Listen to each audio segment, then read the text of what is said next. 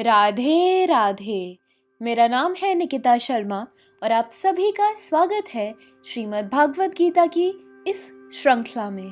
पिछले श्लोकों में हमने सुना कि अर्जुन अपने वृद्ध जनों का वध नहीं करना चाहते हैं क्योंकि वे समझते हैं कि परिवार में वृद्ध जनों के ना रहने से कुल का नाश होता है और पितृ सो जाते हैं।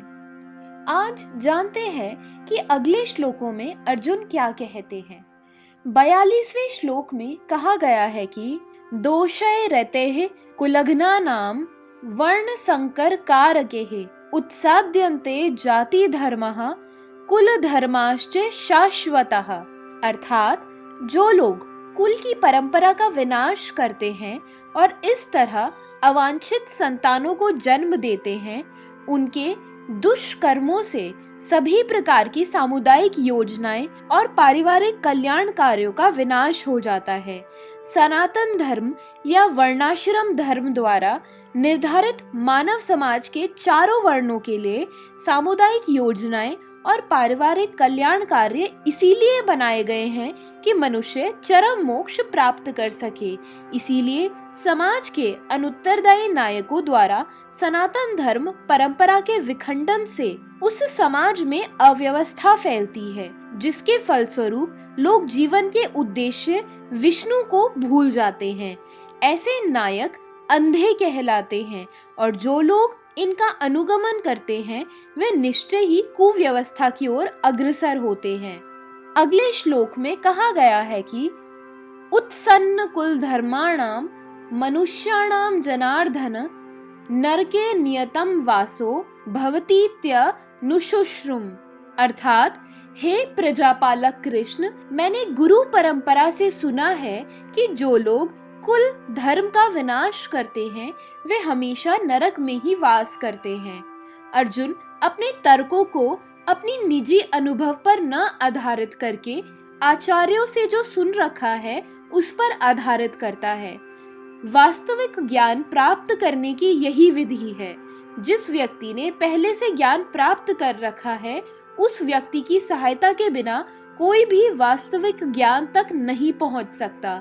वर्णाश्रम धर्म की एक पद्धति के अनुसार मृत्यु के पहले मनुष्य को पाप कर्मों के लिए प्रायश्चित करना होता है।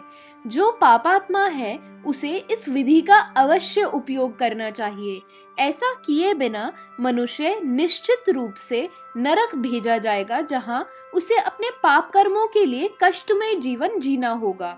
44वें श्लोक में कहा गया है कि अहो बत महत पापम कर्तुम व्यवस्थिता वयम यद्राजय सुख लोभेन हंतु स्वजन मुद्यतः।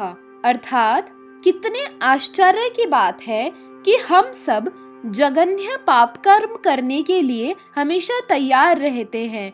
राज्य सुख भोगने की इच्छा से प्रेरित होकर हम अपने ही संबंधियों को मारने पर तुले हैं। स्वार्थ के वशीभूत होकर मनुष्य अपने सगे भाई, बाप या माँ के वध जैसे पाप कर्मों में प्रवृत्त हो सकता है। विश्व के इतिहास में ऐसे अनेक उदाहरण मिलते हैं, लेकिन भगवान का साधु भक्त होने के कारण अर्जुन सदाचार के प्रति जागरूक है। इसीलिए वह ऐसे कार्यों से बचने की कोशिश करता है। 45वें श्लोक में कहा गया है कि यदि माम प्रतीकारम शस्त्रम शस्त्रपाण्यः धार्तराष्ट्र रणे हन्यु स्तन्मे क्षेम तरम भवेत। अर्थात अगर शस्त्रधारी धृतराष्ट्र के पुत्र निहत्थे और रणभूमि में प्रतिरोध न करने वाले को मारें तो यह मेरे लिए श्रेयस्कर होगा।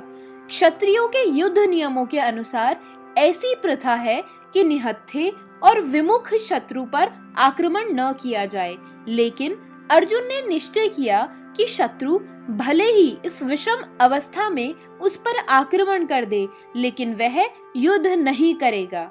उसने इस पर विचार नहीं किया कि दूसरा दल युद्ध के लिए कितना तैयार है। इन सब लक्षणों का कारण उसकी दयार्द्रता है, जो भगवान के महान भक्त होने के कारण उत्पन्न हुई है। पहले अध्याय के आखिरी श्लोक में संजय धृतराष्ट्र से कहते हैं कि एव मुक्त्वार्जुनः संख्ये रथोपस्थ उपाविशत विसृज्य सशरम चापम शोक संविघ्न मानसः। अर्थात संजय ने कहा, युद्ध भूमि में इस प्रकार कहकर अर्जुन ने अपना धनुष और बाण एक और रख दिए और शोक से भरे मन से रथ के आसन पर बैठ गया। अपने शत्रु की स्थिति का अवलोकन करते समय अर्जुन रथ पर खड़ा हो गया था, लेकिन वह शोक से इतना संतप्त हो उठा कि अपना धनुष बाण एक और रखकर रथ के आसन पर दोबारा बैठ गया। ऐसा दयालु और कोमल हृदय व्यक्ति जो भगवान की सेवा में रत हो, आत्मज्ञान प्राप्त करने के योग्य है। इसी के साथ श्रीमद् भागवत गीता का पहला अध्याय आज समाप्त होता है। अगर आपको श्रीमद् भागवत गीता की हमारी यह श्रृंखला पसंद आ रही है तो हमारे साथ जुड़े रहिए और अपने विचार हमें कमेंट सेक्शन में जरूर बताइए। और अगर आपने अभी तक हमारे चैनल को सब्सक्राइब नहीं किया है तो इसे जरूर सब्सक्राइब कर लें। मिलते हैं जल्द ही अगले अध्याय के श्लोकों के साथ।